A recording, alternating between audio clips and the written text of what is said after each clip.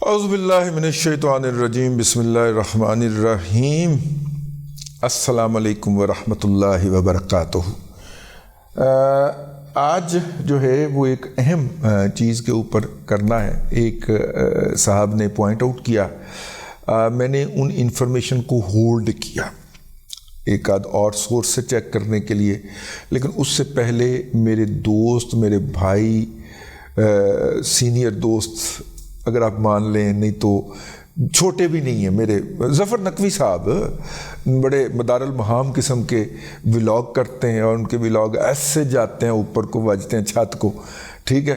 اور اصل اندر کی خبر ہوتی ہے ان کے پاس اسلام آباد کے اندر۔ ہمارا اکثر آپس میں رابطہ رہتا ہے، گپ شپ بھی رہتی ہے، تو ظفر نقوی صاحب نے بھی کافی کچھ بھگتا ہے عمران خان صاحب کے دور کے اندر، تو یہ ہمارا اور ان کا درد مشترک ہے۔ تو انہوں نے اس کے اوپر ولاگ فرما دیا، لیکن ہلکی سی تفصیل انہوں نے اس کے اندر دی، اور چونکہ ہمارے ذرائع سے کنفرم نہیں ہو رہا تھا، تو پھر ایک جگہ سے کنفرمیشن آ گئی کہ ہاں ایسا ہوا تھا، اور ساتھ میں انہوں نے ریفرنس کے طور پہ ظفر نقوی صاحب کا ولاگ بھی بھیج دیا کہ یہ دیکھیں یہ انہوں نے تو کر بھی دیا ہے۔ تو میں نے کہا کہ چلیں تھوڑا سا تاخیر سے ہی صحیح یہ کہانی سنائی ضرور جائے۔ اس کہانی کا آغاز تب ہوتا ہے جب میاں نواز شریف صاحب لندن سے واپسی کرتے ہوئے دبئی اور متحدہ عرب امارات کے اندر قیام کرتے ہیں، اور اس قیام کے دوران وہاں پہ مقیم اپنے داماد جناب علی ڈار صاحب، جو کہ صاحبزادے ہیں اسحاق ڈار صاحب کے، ان کے گھر تشریف لے کے جاتے ہیں۔ ظاہر بیٹیوں والے جو ہیں وہ اپنی بیٹیوں کو اپنے گھروں میں ہنستا بستا خوش دیکھنے کے لیے چلے جاتے ہیں، اور اتنے سالوں کے بعد وہ پلٹ رہے تھے، پتہ نہیں اس دوران باپ بیٹی کی ملاقات بھی ہوئی ہوگی یا نہیں ہوگی، تو وہاں پہ وہ جا کے ان کو چلے جاتے ہیں۔ اس گھر کے اندر میری اطلاع کے مطابق، جو کہ اب تک کے میں نے ایک دو لوگوں سے جب ڈسکس کیا تو انہوں نے اس کی تردید نہیں کی، میری اطلاع کے مطابق ملک ریاض صاحب جو ہیں وہ علی ڈار صاحب کو رابطہ کرتے ہیں، یا پولا کرتے ہیں، یا نرم کرتے ہیں، اور کیونکہ علی ڈار صاحب کا بھی شعبہ پراپرٹی کا ہی ہے، اور دبئی میں وہ پراپرٹی کے اندر بینک کے سے قرض لے کے بلڈنگ بناتے ہیں، اور بلڈنگ ویچ کے بینک دے پیسے بینک نوں تو ساڈا بچوں۔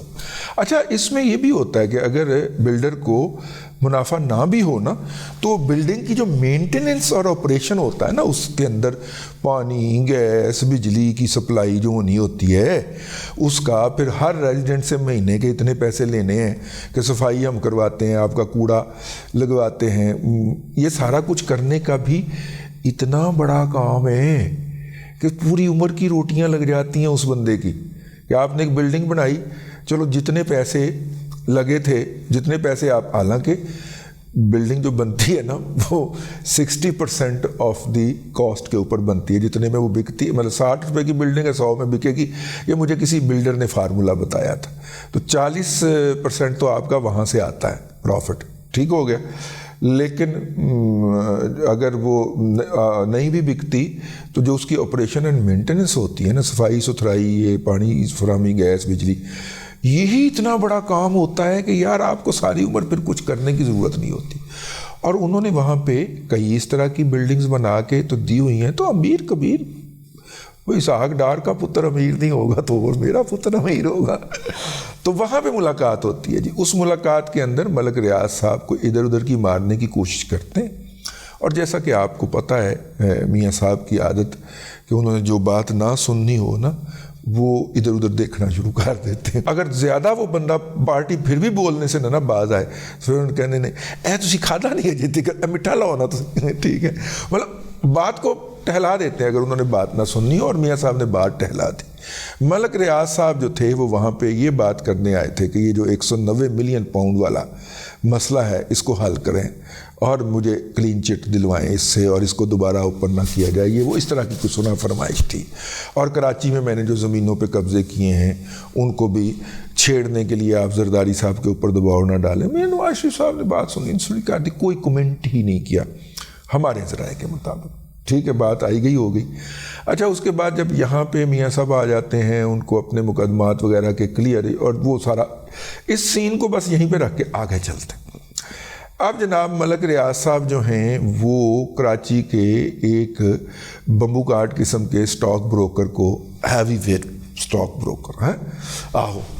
اس کو تیار کرتے ہیں کہ آپ سنا ہے آپ کے جرنیلوں سے بڑے رابطے ہیں، تو آپ یہ بات جو ہے نا یہ پہنچائیں حافظ سید جنرل عاصم منیر شاہ صاحب کی طرف۔ اب یہ بات چونکہ یہ نام آتا تھا تو ہم بڑے محتاط تھے کہ پہلے کوئی پارٹی تصدیق کر دے، تو وہ ان تک نہ پیغام بھجواتے ہیں اس بروکر کے ذریعے۔ اچھا بروکر صاحب جو ہیں ان کا آپ کو میں طریقہ واردات بتا ہی چکا ہوں کہ کس طرح وہ افسروں مطلب کہ سینئر افسروں کو، ان کی صاحبزادیاں ہیں نا تو سینئر افسروں کی بیگمات کے ساتھ سلسلہ جنبانی خاص طور پہ جو کراچی میں اپوائنٹ ہو جائے ان کے ساتھ پیدا کرتی ہیں، پھر انہیں بتاتی ہیں اسٹاک مارکیٹ میں بڑا پیسہ ہے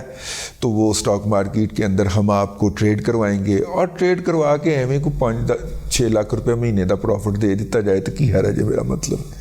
اور کر بھی دیتے ہیں، لیکن ان سے انویسٹمنٹ کروا کے کر کے یوں ایک بڑا سٹرونگ باؤنڈ وہ کریٹ کرتی ہیں۔ تو ملک ریاض صاحب کو کراچی کے اس ہیوی ویٹ بروکر کے اس بانڈیج کا پتہ تھا، تو اس نے کہا کہ آپ اس سے میری وہاں تک بات پہنچائیں، ٹھیک ہے۔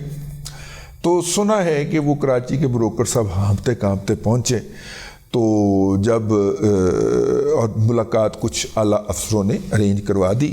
لیکن جب انہوں نے مقصد جو تھا وہ لکھ کے چٹ کے اوپر اندر بھیجا تو حافظ صاحب نے کہا کہ یہ گینڈا جو ہے نا آئندہ یہاں پہ نظر نہ آئے، اس کو ٹہلا دیں،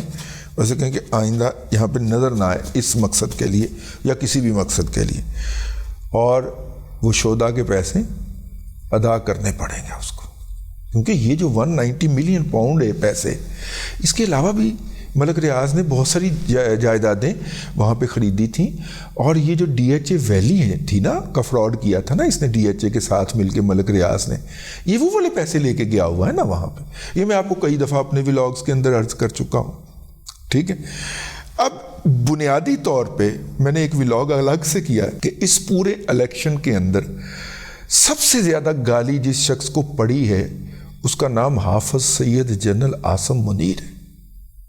ٹھیک ہے۔ اور میں نے وہ سوال آپ کے لیے اس ولاگ میں چھوڑا تھا کہ کیا ادارے نے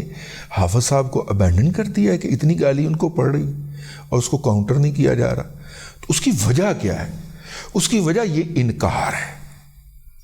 ٹھیک ہے۔ اس کے بعد پھر ملک ریاض صاحب نے، آپ کو پتا ہے میڈیا کے تو مائی باپ ہیں، اور یہ جتنے بھی یہ بڑے بڑے اینکر ہیں یہ یا تو ملک ریاض سے ابلائج ہوتے رہتے ہیں یا ہوئے ہیں یا ہونے کے امیدوار ہوتے ہیں، ٹھیک ہے نا۔ میں اس کے ابلائج کرنے کی ایک چھوٹی سی بات آپ کو بتا دوں۔ ایک خاتون ہیں لاہور کے اندر ہوتی تھیں، نوکرانی کے اوپر تشدد کے الزام میں پکڑی گئیں، میں نے ایک ٹویٹ کر دی، انہوں نے مجھے بلاک کر دیا، میں نے ان کو بلاک کر دیا۔ پچھلے دنوں پٹواریوں کی ڈارلنگ بنی ہوئی تھی، الیکشن کے موقع کے اوپر انہوں نے پٹواریوں کی دھلائی کر دی، ٹھیک ہے۔ تو ویسے سائیکو کیس ہیں تو، لیکن بہرحال اس خاتون نے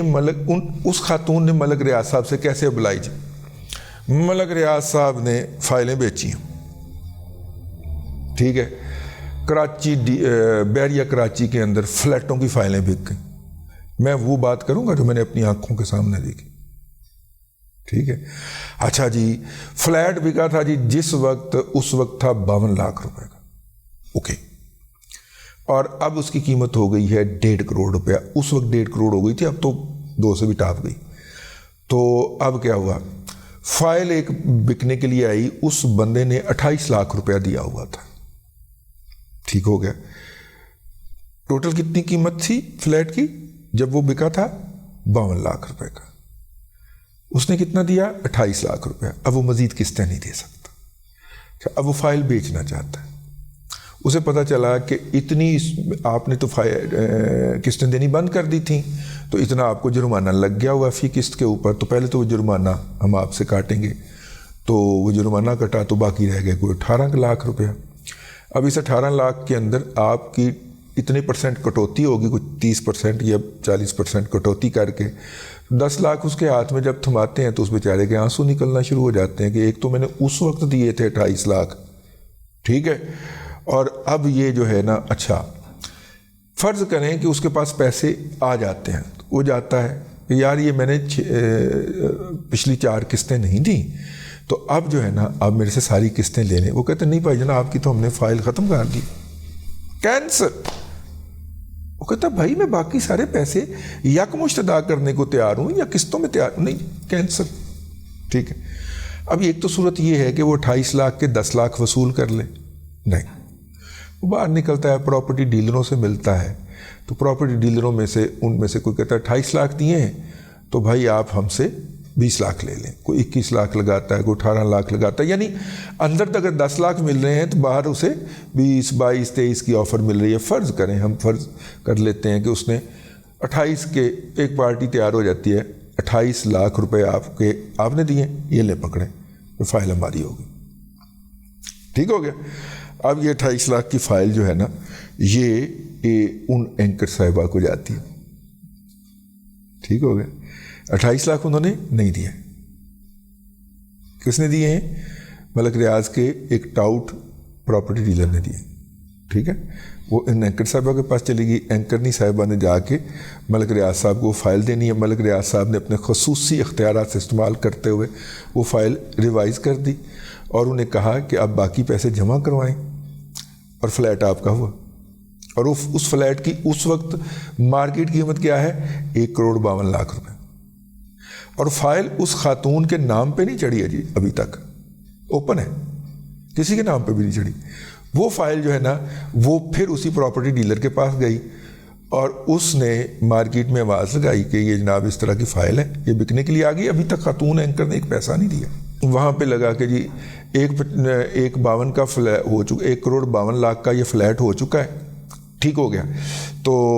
1,40 1,30 1,45 جہاں پہ سودا مکے 1,30 تک، 1,30 سے لے کے 1,52 تک